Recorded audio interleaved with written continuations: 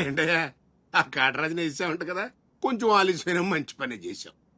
ఎట్టగా ఎదురు తిరిగారు కదా, ఆ బాజీరావుని వదిలేసి నా దగ్గరికి వచ్చేయండి. ఇక నుంచి ఇల్లీగల్ పనులు చేయం సార్, మమ్మల్ని వదిలేయండి. మీ మూలంగా ఇంత సంపాదన వస్తుందని తెలిస్తే ఎవడు మాత్రం మిమ్మల్ని ఫ్రీగా బతకనిస్తాడు? కాటరాజు పోతే బాజీరావు, బాజీరావు పోతే ఇంకో గోచిరావు, ఆడిపోతే ఇంకో రావు. కాస్త కోస్తో నా కింద పని చేయడమే బెటరు.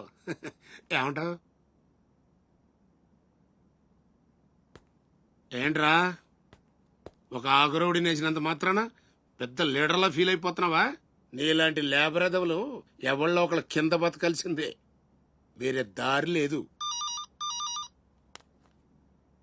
హలో,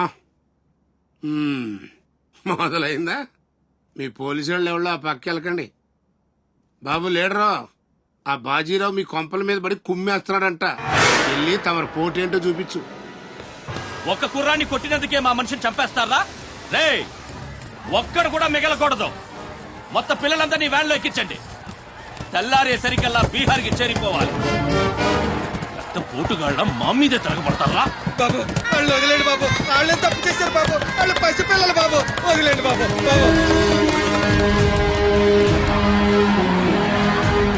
బాబు మీ కాళ్ళు మా పిల్లల్ని వదిలిపెట్టండి. ఎవడు నన్ను ఎదిరిస్తే వాడి బిడ్డతల బీహార్లో ఎగురుద్ది.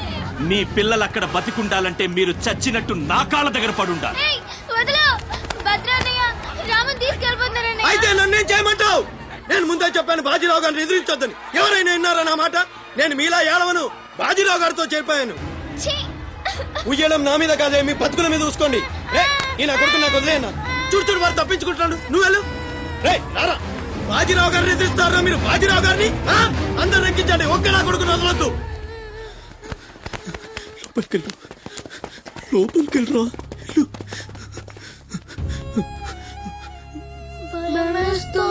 భయపడద్దు, భయపడద్దు. ఎవరు బయటికి రాకండి, ఇక్కడ ఉండండి.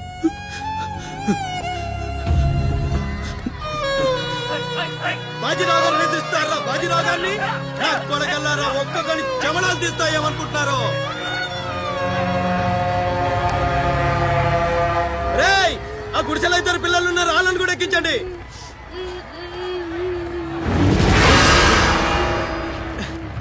అది ఈ వ్యాన్ నిండిపోయిందండి, ఆ వ్యాన్ లోకి ఎక్కిస్తున్నాను. ఈ నాయలకి ఇలా సేతగాని బుద్ధిరాదండి.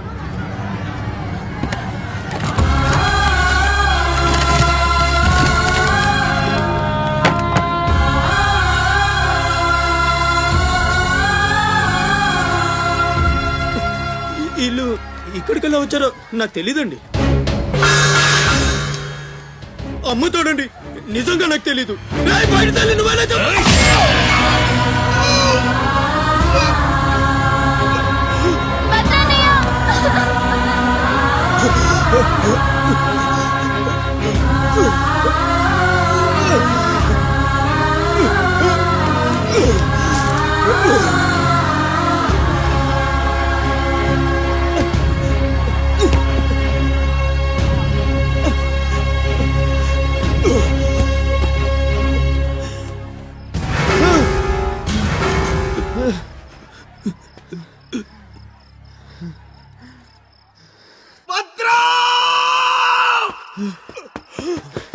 భద్రం, భద్రం, శివ,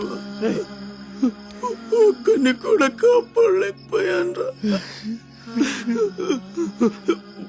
12 ఏళ్ళు కలిసి బతికా. ఈ చావు మనను విడతీయడానికి మనం ఎప్పటికీ కలిసి ఉంటాం. మన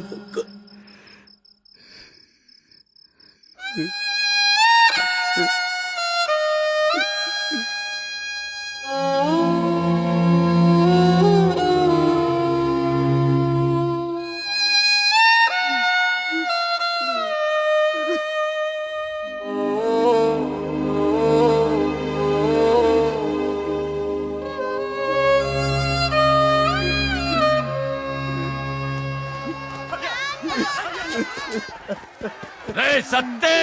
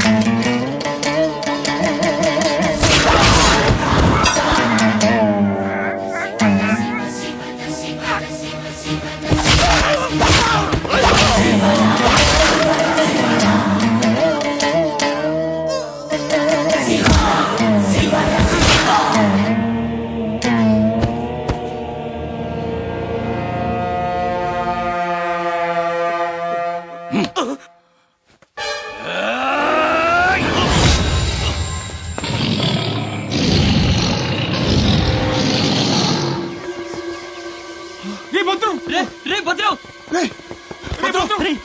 ఏమైందా?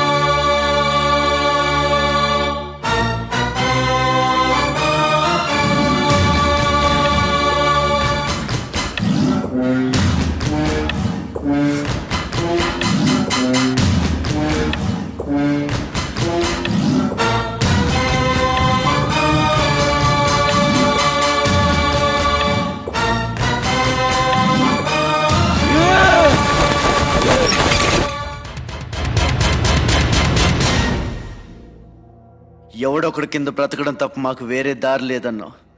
వీడు పోయాడు. వీడి స్థానంలోకి నువ్వు వస్తావా? వద్దు, నాకే బతకొద్దు. నేను నీకు వెనకాలంటాను, ఫుల్ సపోర్ట్ ఇస్తాను. నీకేం కావాలంటుంది అడుగు. ఒక్క అడుగు. ఒక్కడుగా? ఒక్క అడుగు.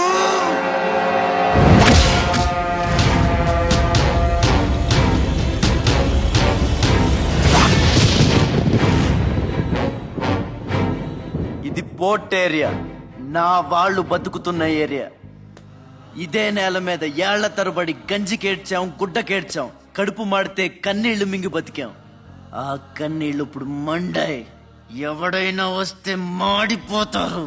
వాడిపోతే వీడు, వీడిపోతే నేను, నేను పోతే నా అమ్మ మొగుడంటూ ఎవరైనా అధికారం కోసం ఎగబడితే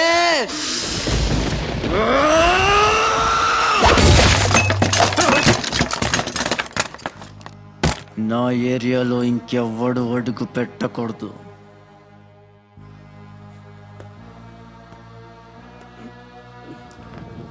అప్పలనాయుడు దాదాగిరికి వచ్చినా, దౌర్జన్యానికి వచ్చినా, గూండాయిజానికి వచ్చినా, గ్రూపులు కట్టడానికి వచ్చినా, రాజకీయంతో వచ్చినా, రౌడీయిజంతో వచ్చినా ఓటు కోసం లెక్కన పోర్టుకి బలవుతాయి.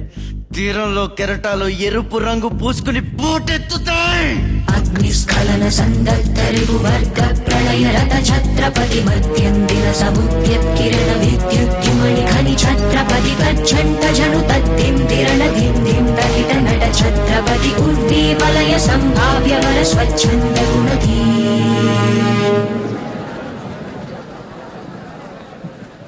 ఈ రోజు నుంచి మీ అందరి బతుకులు మారాయి. రౌడీలకి సెల్యూట్లు, లీడర్లకి జిందాబాదులు కొట్టే బానిస బతుకు చచ్చింది. ఒంటి మీద దెబ్బ పడితే దులిపేసుకుని, మొహం మీద ఉమ్ము పడితే తుడిచేసుకుని వెళ్లే పిరికితనాన్ని సమాధి చేయండి. ఇక మీద మీరు కళ్ళు దించుకునేది నేలను చూడడానికి, కాళ్ళకు మొక్కడానికి కాదు. తల దించుకోవాల్సింది తప్పు చేసినప్పుడు, తప్పుడు నా కొడుకులకు కాదు.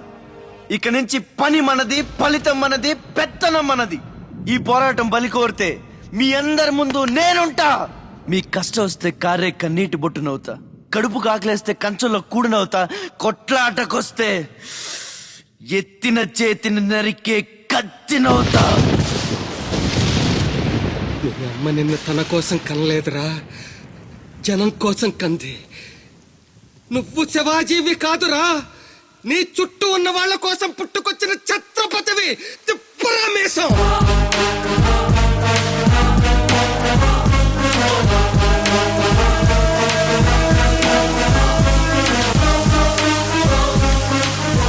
ఛత్రపతి, ఛత్రపతి, ఛత్రపతి. కుంభీ నికర కుంభస్థ గురు కుంభీ వలయ పతి ఛత్ర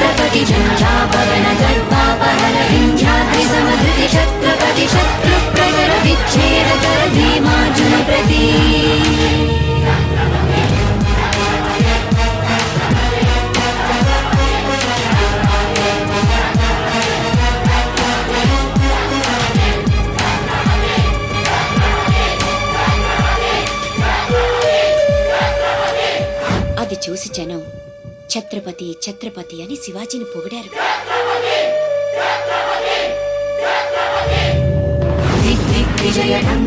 నువ్వు చాలా గొప్పవాడు అవుతావు నాన్న. సార్ 15 రోజుల నుంచి పోర్ట్ ఏరియా అట్టుడికిపోతుంది. కాట్రాజ్ మీద దాడి, మాఫియా లీడర్ బాజీరావు మర్డర్. దీని మీద మీ స్పందన? ఛత్రపతి అని ఇంకో కొత్త లీడర్ పుట్టుకొచ్చాడు కదా, అతని మీ సపోర్ట్ ఉందని బయట అనుకుంటున్నారు. దీని మీద మీ కామెంట్? సార్ జరిగిందంతా ఒక ఎత్తు. ఇప్పుడు బీహార్ నుంచి రాజ్ బిహారీ వస్తాడు. అప్పుడేంటి మీ పొజిషన్? వాడమ్మ మొగుడు రాని ఏం బిగుతాడో చూద్దాం అన్నారు సార్. What is this? అక్కడ పేషెంట్ కండిషన్ సీరియస్ గా ఉంటే మధ్యలో మీ న్యూసెన్స్ ఏంటి? This very irresponsible behaviour. Please go back, go back. అందరూ వెళ్ళిపోయారండి, ఇక తమరు లేగొచ్చు. ఓరి నాయను, ఆ బాజీరావు గారు చచ్చిపోతే సమ్మగా ఉంటది కదా అనుకున్నా. ఇప్పుడు తెలుస్తుందిరా కింద మంట. అయినా ఇదేంట్రా, ముందేమో ఆ ఛత్రపతి గడు అడుగు, వెనకేమో ఆ బీహారోడు అడుగు. ఎవడు తొక్కిన పచ్చడైపోయేది మనం. ఆ కమిన్ డాక్టర్ విహారీ. బిహారీ కాదండి, విహారీ. డాక్టర్ విహారీ ఆయన. వారిని అమ్మ కడుపు మాడ. డాక్టర్ ముందు ఆ పేరు మార్చుకోవయ్యా.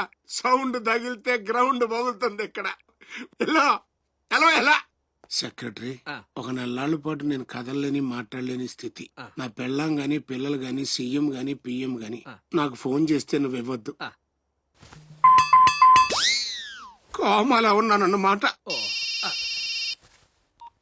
హలో, ఎవరండి? ఛత్రపతి గారా? నమస్తే సార్. ఏంటి సార్, మినిస్టర్ గారా? ఆయన మనకు దక్కేటట్టు లేరు సార్.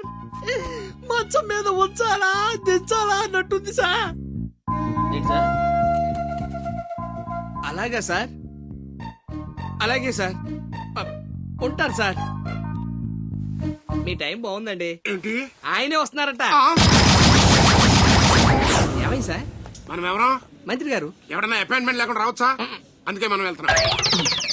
మినిస్టర్ గారి కండిషన్ చాలా క్రిటికల్ గా ఉంది. Allergic rhinitis, sinusitis with high BP, diabetes and melanoma క్యాన్సర్తో చాలా తీవ్రంగా బాధపడుతున్నారు. ఇంకో 48 అవర్స్ గడిస్తే కానీ ఏమీ చెప్పలేం. ఆ స్వప్న, డాక్టర్ గారు చెప్పింది విన్నావు కదా? ఇక్కడ మినిస్టర్ గారు చావు బతుకుల మధ్య కొట్టుమిట్టాడుతున్నారు. ప్రోగ్రెస్ ఏమైనా ఉంటే మళ్ళీ ఇన్ఫార్మ్ చేస్తాను. కెమెరామెన్ సెందిల్ తో రిపోర్టర్ రేఖ.